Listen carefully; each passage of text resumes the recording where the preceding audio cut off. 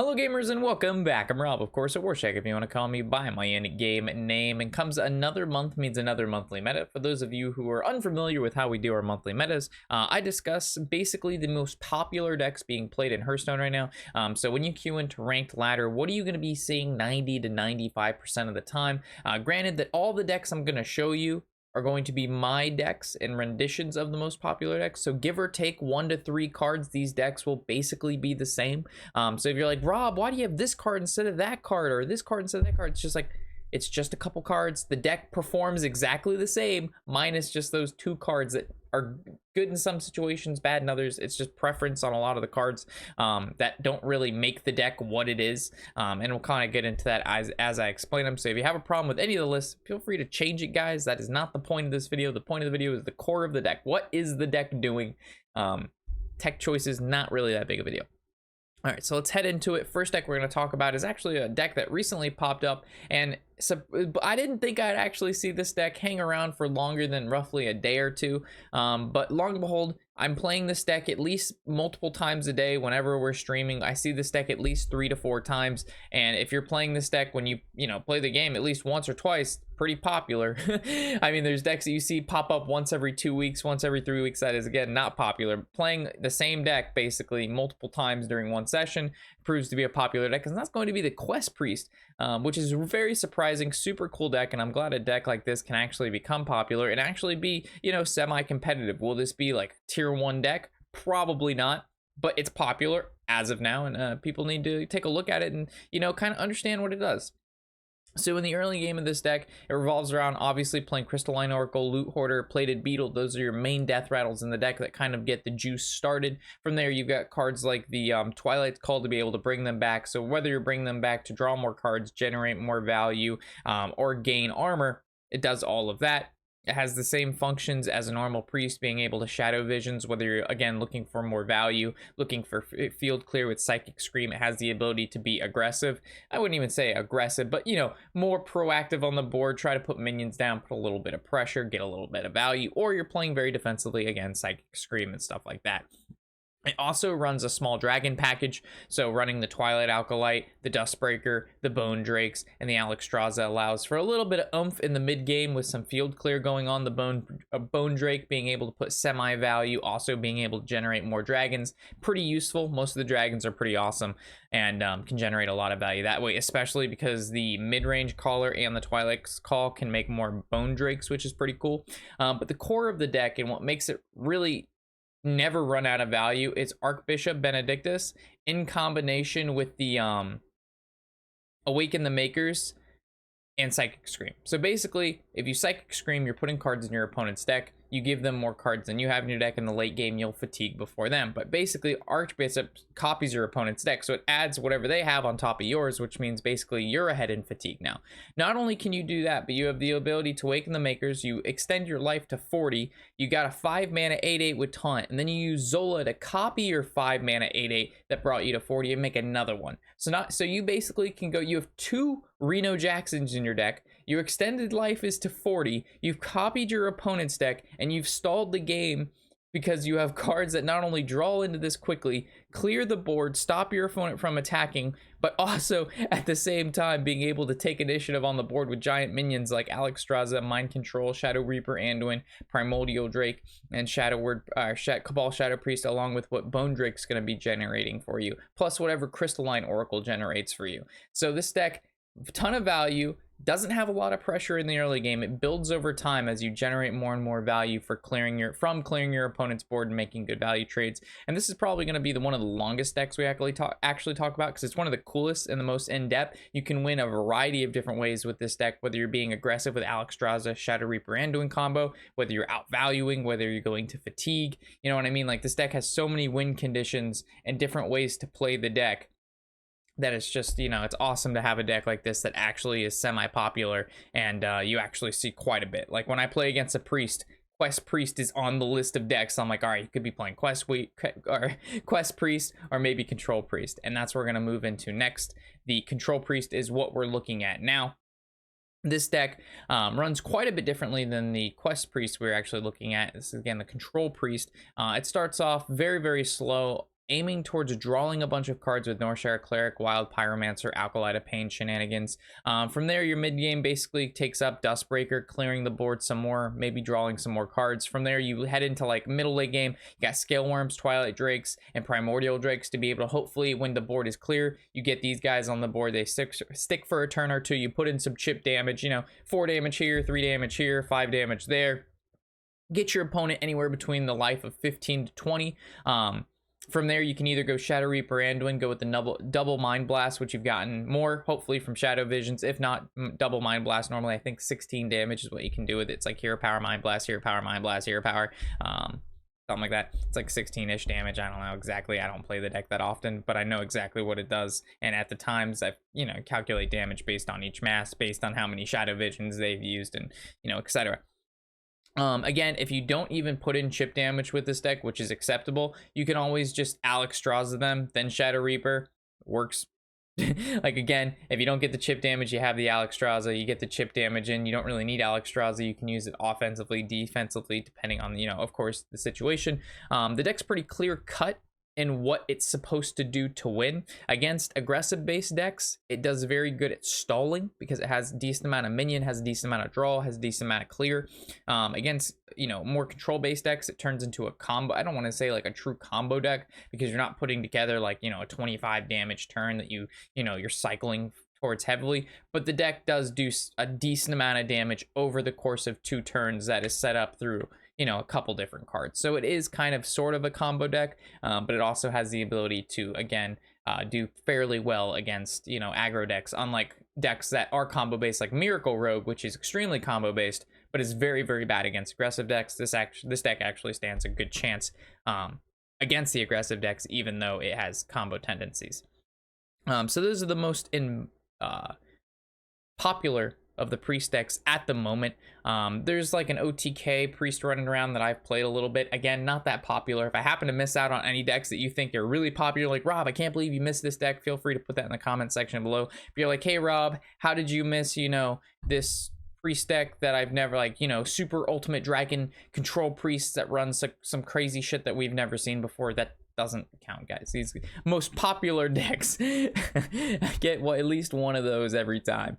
The next deck we're going to be talking about is going to be the Even Paladin, and this is a deck that actually took a really big hit with the handful of changes that were recently made to the game this past week, or week and a half I should say now. Call to Arms being pushed back to 5 mana. This deck, I haven't seen a lot of it, but I have still seen it. There are people still playing it, so I want to include it in here. I don't want to be like, where's the even Paladin, Rob? You totally forgot about it. I didn't forget about it. We'll mention it, but again, this isn't the most popular Paladin list at the moment. We'll cover that in a second, but it's still, by now, hopefully you guys know this deck. It just revolves around Silverhand recruits, ton of small minions, buffing them up. Very, I don't want to say very zoo-like, but it's just very play a minion, play a minion, play a minion, play a minion, chip, a little burst damage, maybe with like an Argent Commander weapon combo, but it basically just revolves around making decent trades, throwing up on the board, playing a bunch of minions. I would not recommend this particular Paladin deck because it took the big hit, and I don't really see it being better than this particular Paladin list. This is my odd Paladin list that I've been running. I know it look a little bit funky, guys. You're gonna be like, Rob, this isn't even Paladin, and this is not what the other streamers are playing. You have quite a bit different. That's okay. The core of the deck is the same. It's an odd Paladin list. It runs most of the same odd Paladin cards, give or take a couple of my splash cards that I think are really actually good in this meta. I think we currently have about a 70% win rate with this deck. The Ghostly Charger in combination with Sword of Justice, absolutely disgusting. So what this deck does, starts off very, very hot. Most of the time you have a 1-drop. If not, passing up on turn 1 isn't that bad, because your follow-up of being able to hero power on 2, almost 100% of the time, if you don't have a 1 or a 3-drop, you're just really unlucky. But most of the time you have a 1 and a 3-drop. If not, you have a 3-drop and or a 1-drop reverse. But your hero power makes up for basically everything that you lack in whatever turn that you have. And that's because you generate 2 1/1s that you can buff with cards like Sword of Justice and or level up. I actually originally ran the I forgot his name. He's a 3-mana 1/3 bring back a weapon that was destroyed this game. So you can bring back Uther's weapon, you can bring back Vine Cleavers, you can bring back the Sword of Justice. I actually found that was, I ended up with too many weapons, but if you find yourself that you can't seem to get weapons after you've destroyed one, it's not a bad card to run. I can't think of the name off the top of my head, but you should find it. Besides that, you'd be like, Rob, why is there Aldor Peacekeepers in this deck? There's no equality. We need ways to deal with large minions. Aldor Peacekeeper does it fantastically. This isn't the hyper-aggressive Odd Paladin that we've seen. There is a hyper-aggressive version, but if you're just going to play a super hyper-aggressive Paladin list, guys, just go play Face Hunter. The deck does basically what this does, but I think just better. Your hero power actually just does 3 damage. The deck is extremely cheap, and it just smashes your opponent. I mean, if you, I built this a little bit more mid-range style, but it does the same exact thing. Your end game consists of, again, Vine Cleavers, Uther. I know Uther changes the hero power, but would you rather want a 2/2? Would you rather want a 2-mana 2/2 that if you get 4 of, you win the game, and you run the Blackwall Pixie, which means you can potentially I wouldn't say OTK, but set up some form of cool lethal with that. Or 2/1/1s that can get defiled and stuff like that. So I know Uther changes the hero power, but it still turns into a really good hero power in itself. And you don't always draw Uther, but you always have the hero power. So regardless, super good deck right now. Tons of people are playing Odd Paladin. Beginning it was even. Call to Arms got nerfed. Now Odd Paladin is where it's at. A lot of people are playing Call to Arms in their Odd Paladin. Again, that's more of the aggressive version. I'm not going over that one because it's the same, kind of. You guys know what I'm saying. Couple minor cards. Murloc Paladin still runs Call to Arms. Nothing's really changed with this deck whatsoever. It's been roughly the same now for months. You got minor changes. You got Fungal Mancer came in here, and you had, I think there was, the Nightmare Animal Golem. And that's about it. So I'm not really going to go over the Murloc Paladin too much. If I had to rate the best of the decks, I would say the Odd Paladin, then the Murloc, and then the Even. But the Murloc Paladin's pretty close to the Odd Paladin, in my opinion. Because, Murloc Paladin can just blow anyone out. You draw a 1, 2, 3, 4 curve with that deck, you just kill anybody if they don't have AoE. The deck just spits out stupid damage. Stupid damage. Craziness what that deck can do. Next class we're going to take a look at is going to be the Odd Rogue. It's a mixture, in my opinion, between the Face Hunter and the Tempo Rogue. So you have the consistency of being able to do tons of damage in a single turn in combination with very cheap minions in your hero power, but it also has the ability to burst and have the Vile Spine Slayer, Leroy Jenkins, Cold Blood, Scalebane stuff, Fungal Mancer that Tempo Rogue had.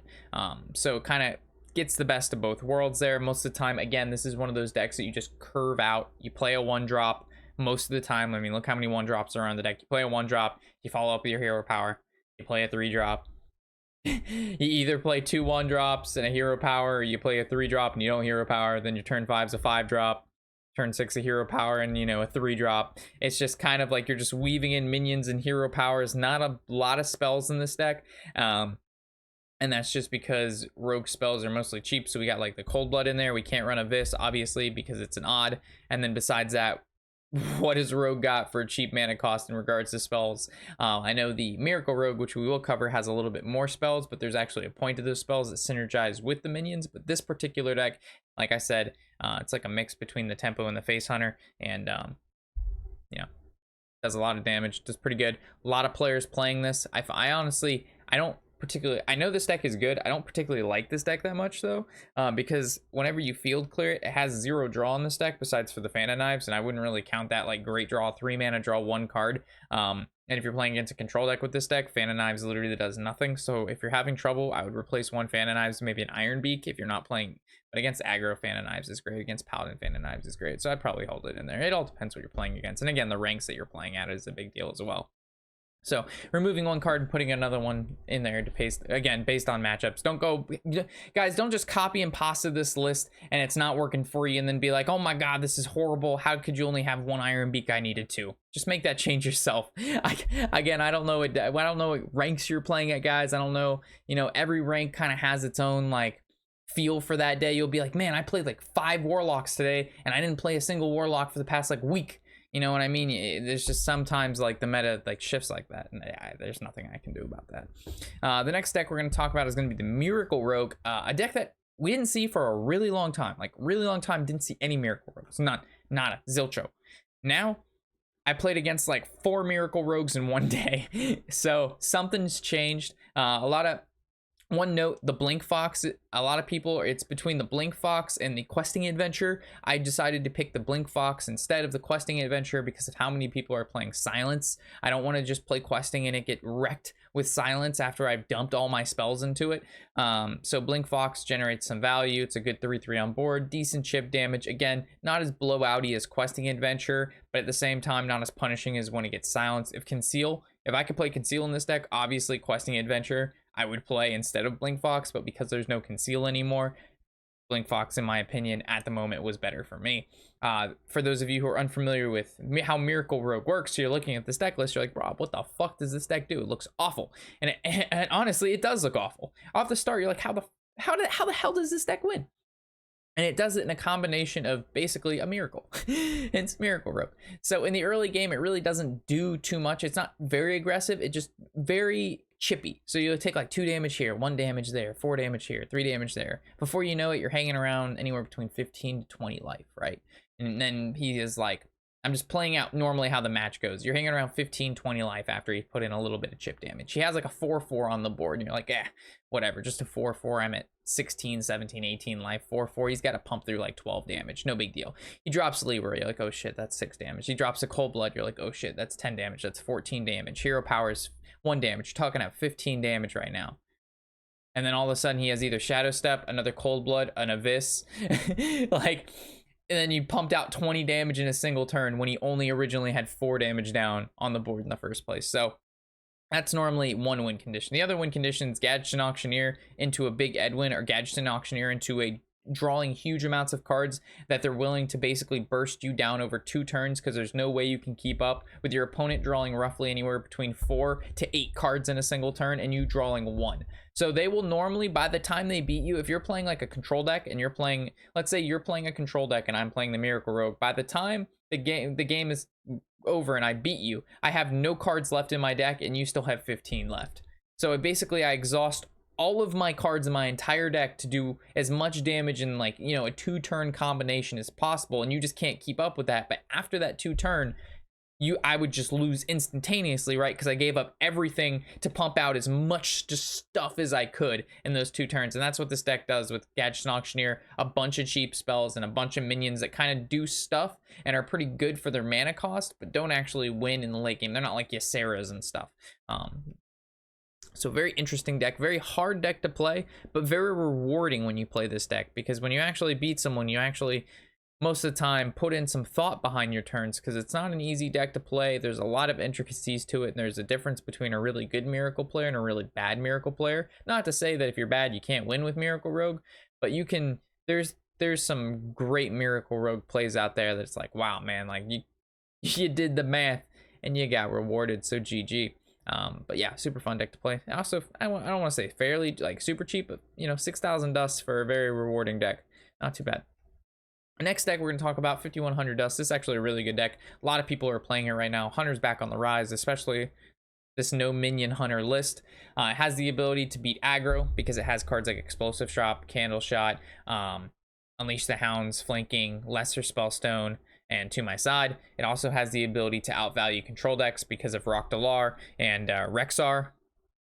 Let's say, I mean, if I'm a control warrior and I see Hunter, I'm like, great. And they play Rexar on turn 6, it's GG. Like, they just beat you because they can generate a free minion. They don't always beat you, but most of the time, the ability to generate a free minion every single turn against another control deck, especially a warrior that doesn't put down pressure, Control Warlock actually has some form of pressure, whether it be through like Rin or Gul'dan or, you know, Giants, you know, whatever, Void Daddies, whatever they happen to be playing. There's some pressure there, but Control Warrior, there's just the tank up, spank up, chill. There's just armor, and there's nothing bad. There's nothing Hunter likes more than to just push through armor with giant beasts. So this deck does very well right now. I don't want to say it has a weakness against like Tempo, not Tempo Rogue, but like Odd Rogue. maybe some tempo mage, but it does pretty good in my opinion against like paladin and stuff like that, just because this has like good field clear and a good amount of minions, and well, not minions, the ability to generate minions, Lesser Amazon, Spellstone, Flanking Strike, you know, Animal Companion, Eagle Horn Bow and stuff like that. So really good deck, really fun to play, surprisingly really fun to play. And I actually should have posted a couple of videos, or they should be coming up soon, of me playing this deck, and we just tear through warlocks, we tear through warriors, we tear through priests. I mean, this deck is just pretty good right now. And it's weird because this is the same deck that's been around for a while now. It just really wasn't played and didn't fit in, but now all of a sudden it fits in, probably because Q-Block got a nerf, and them healing for like half their life in 2 turns from Dark Pact for 1 mana didn't feel good. But now without that, we take them down, boys. We take them down.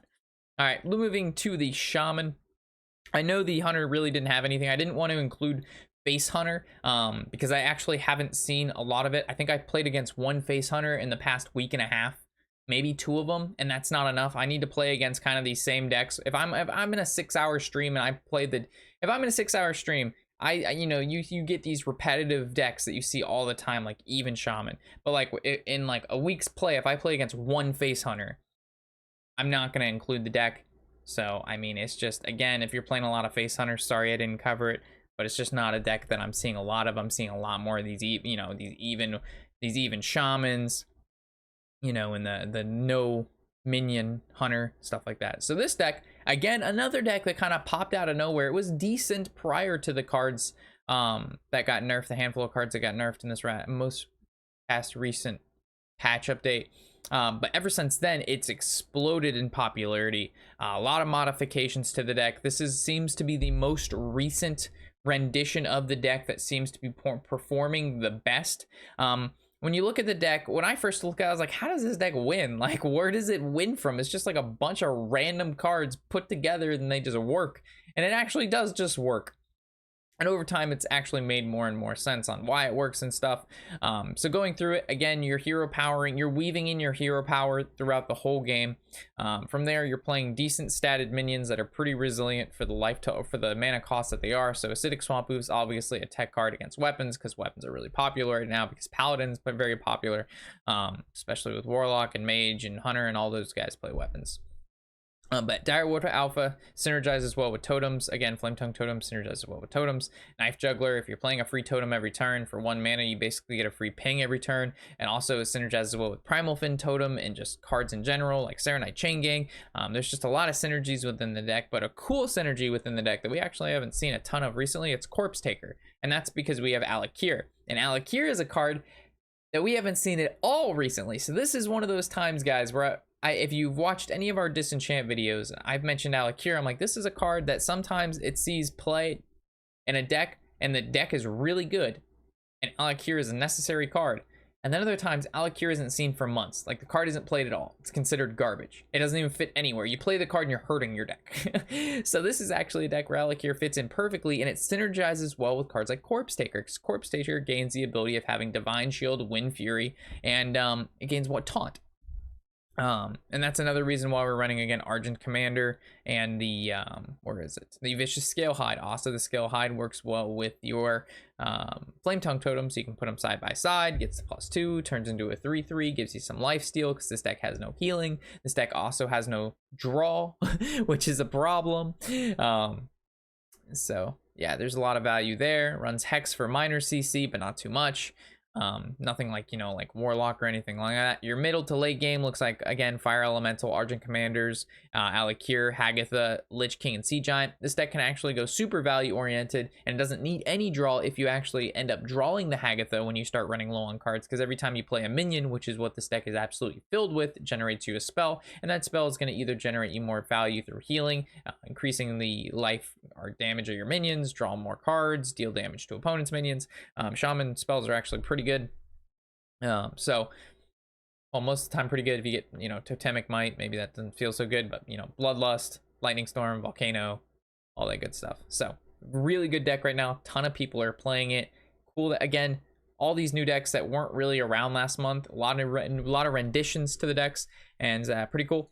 One of the most lame decks that we could possibly cover, but a deck that I need to cover because it's actually still pretty popular, and I go against it probably. I want to say 1 out of every 7 games I've played. This is like a deck I play like 15% of the time on ladder, is the Otk Shutterbug Shaman. I don't know what people's satisfaction, like what sort of inner satisfaction they get from playing this deck. But here it is. The deck revolves again, just stalling, very similar to like, you know, a freeze mage, but freeze mage actually took skill. You know, you stall, you heal, you use Hemet, or you draw the cards you need for Shutterwook, you play that. Between it, Life Drinkering, Serenite Chain Gang, making more of itself, and then grumbling it back to your hand, so you get like 2 or 3 Shutterwooks that cost 1 mana, and then you just keep playing them over and over again, and you slowly deal like, you know, 6 to 12 damage to your opponent each turn while healing yourself for 12, and you can cast multiple Shutterworks per turn because it costs 1 mana, because it got returned to your hand, because it grumble. It's just an ongoing process, very annoying to like look at and go through.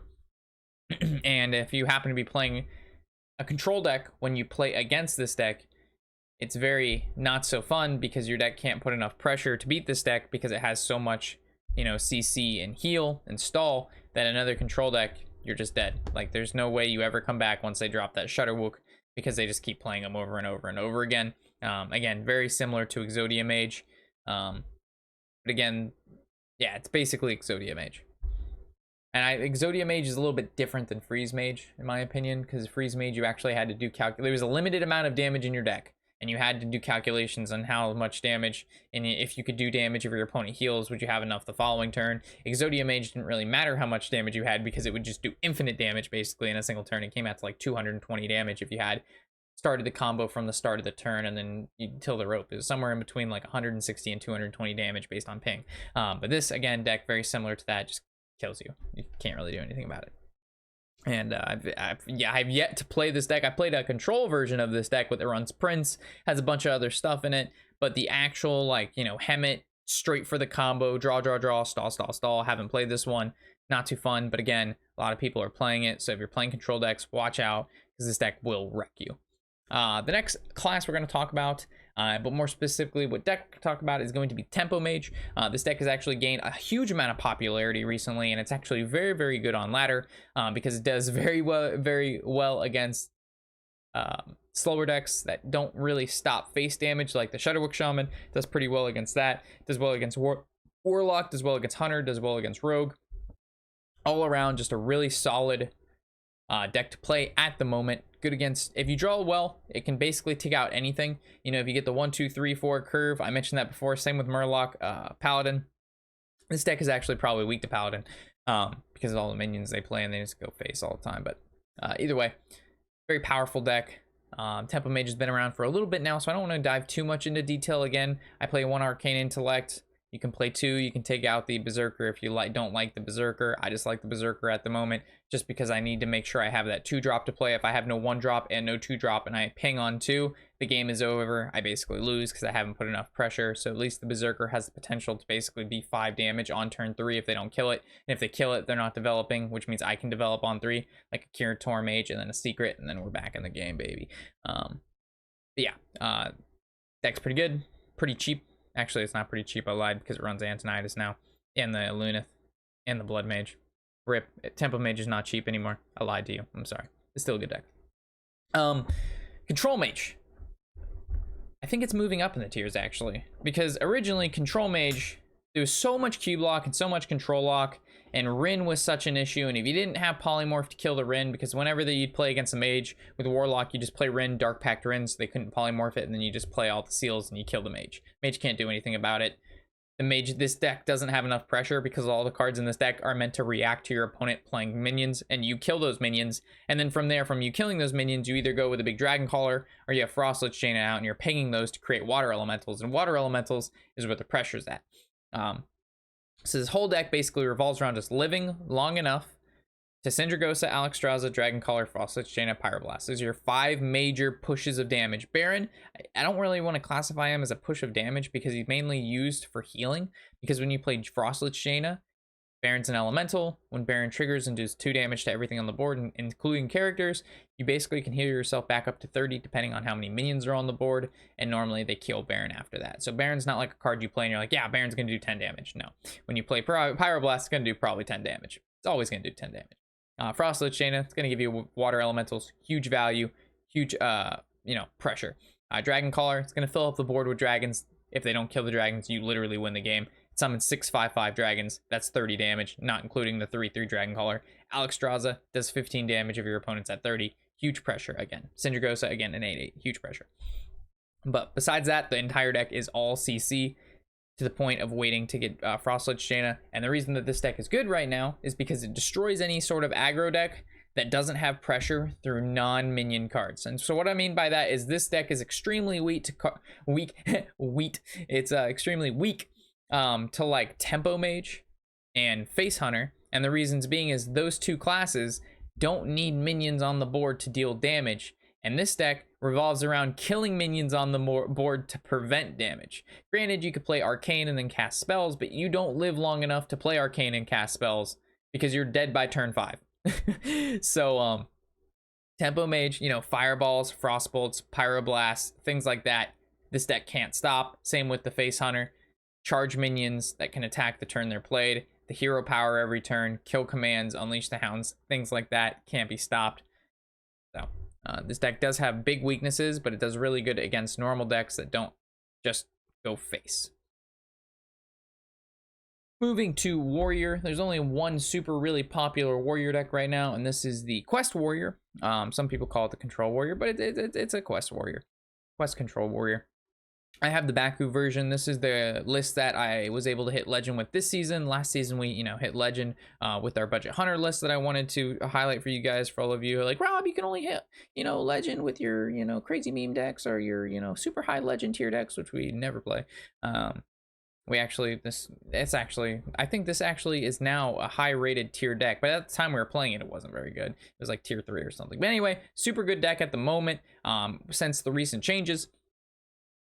This deck, for those of you who don't know, just play a bunch of taunt minions, change your hero power into 2 mana, deal 8 damage. Eventually your opponent cannot deal with the 2 mana, deal 8 damage, whether it's between killing their minions or going face. You run the Blackwater Pixie, you combo that with your hero power, you do 16 damage in a single turn. On top of that, of course, you have your minions that deal damage, so it's kind of just like live long enough, gain enough armor, switch to aggressive mode, start pound-tounding them every turn with 8 damage, Ragnaros, Balls of Fire. Good stuff.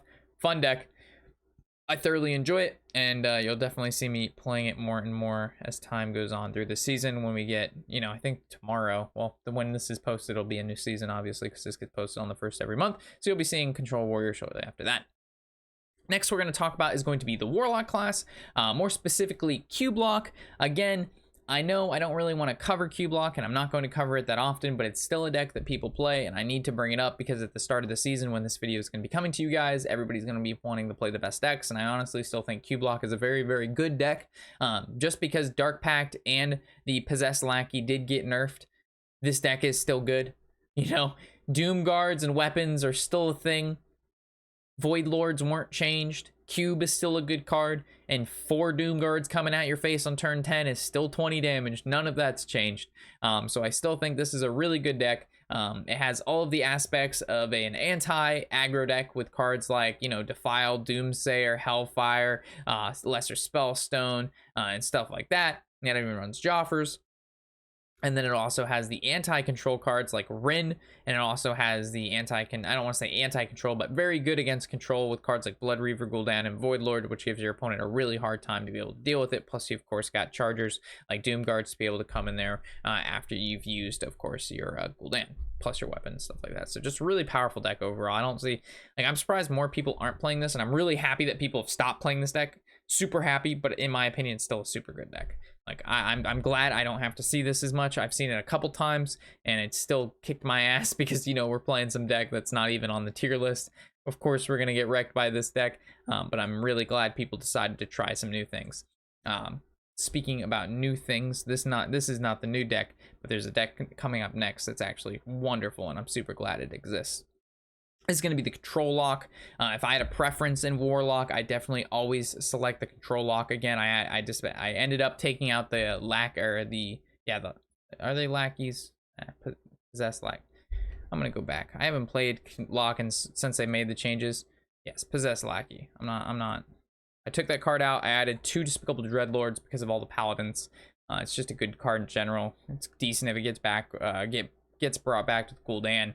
And just playing Void Lords on 9 is honestly good enough. This deck has plenty of CC between 2 Twisting Nethers, Joffers, Siphon Souls, Despicables, Spellstones, Hellfires, Voodoo Dolls. Like, the list goes on. You also could play Voodoo Doll. I'm pretty sure it was in the Q block, but if not, you're more than welcome to throw those in there too with, you know, Mortal Coils to combo with, you know, stuff.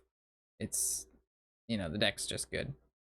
Anyway, this is just a slower, I don't want to say a slower version of Q block, but it's just like, you don't win off cheesy, like, you can't cheese someone with control lock. You're gonna beat them in the late game. Both players, you know, it's gonna go on for a while unless you're playing maybe an aggro deck.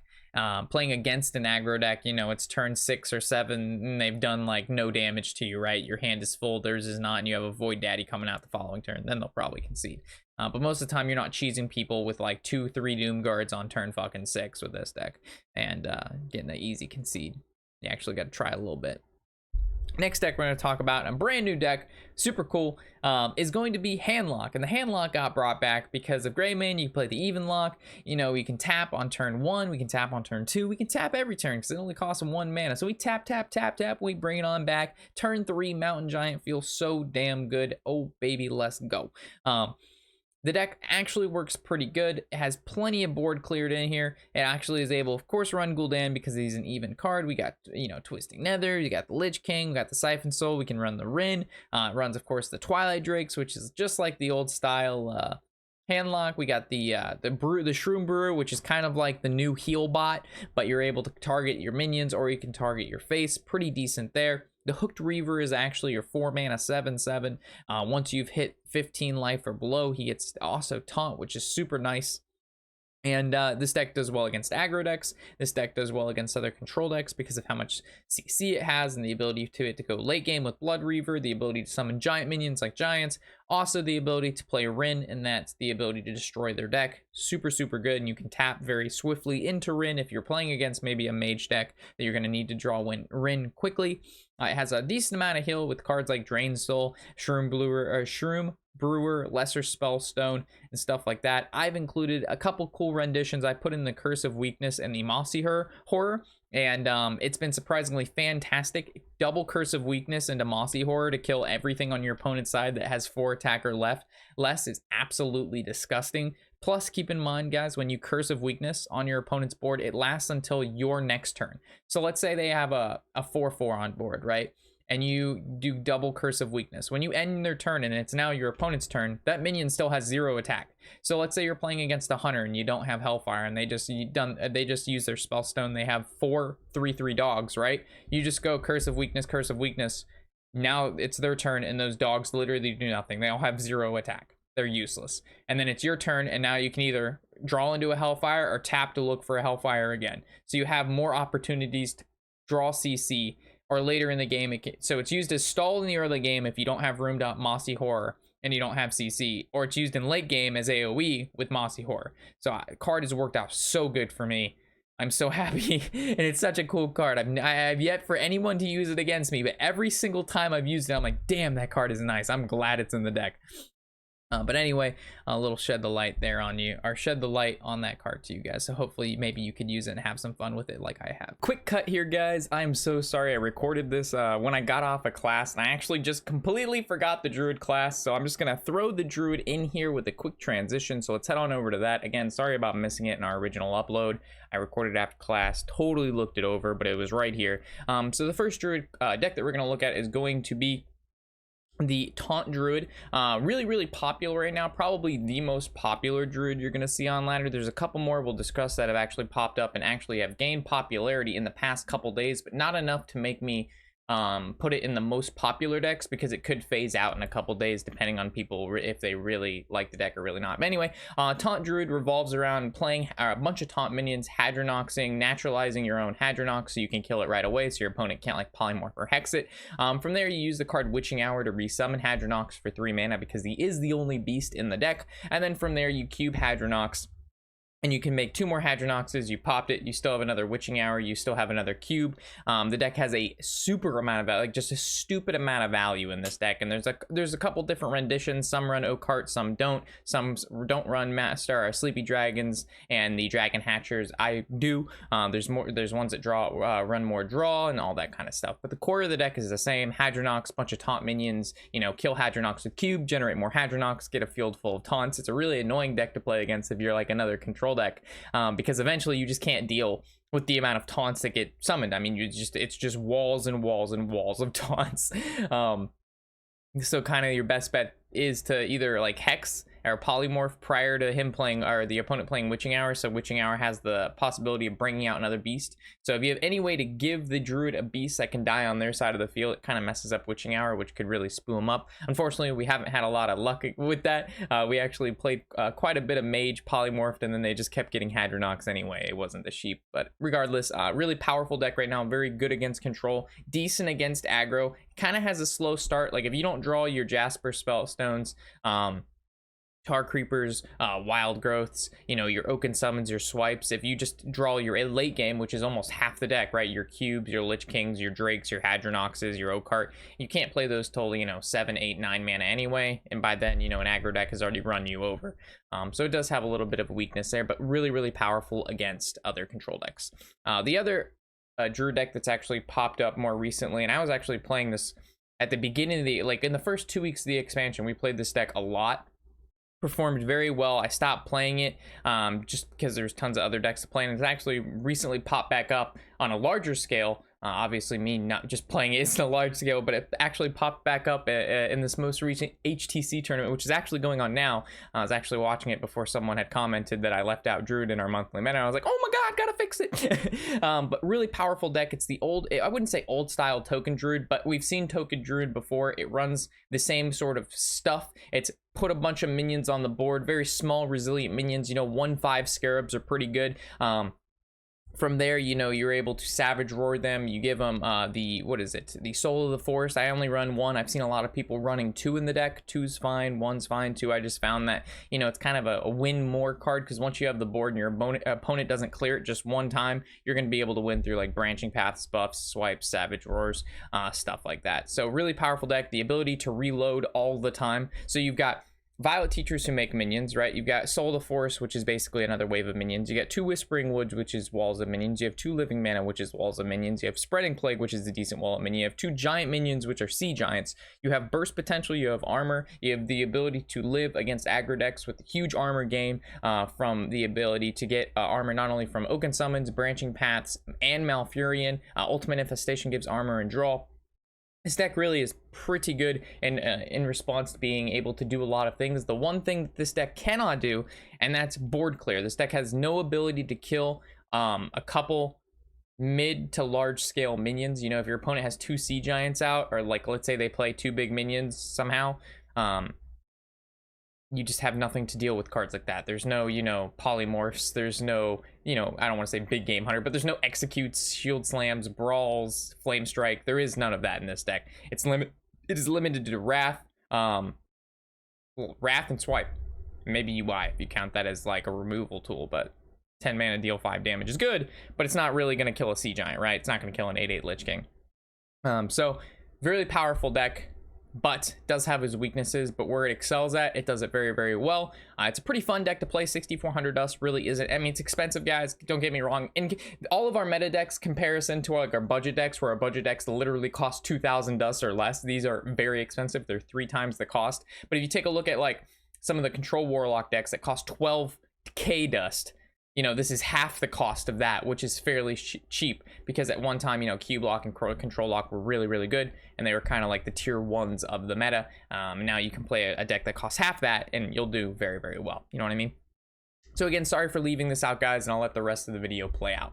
So with that, that wraps up all of our most popular decks. If I happen to miss out on anything or you want to extend on anything that I've said, feel free for you guys who are looking for additional details to head in the comment section below. There's a lot of good feedback down there between, the Shack members who love to input what they think on what I've said, and again, to kind of add on to anything that I might have missed. Again, appreciate you guys watching, and I will catch you next month for the next monthly meta video and or on Twitch or in another video in general. As always, guys, I'm Robert Warshak, and happy whatever the hell day it is.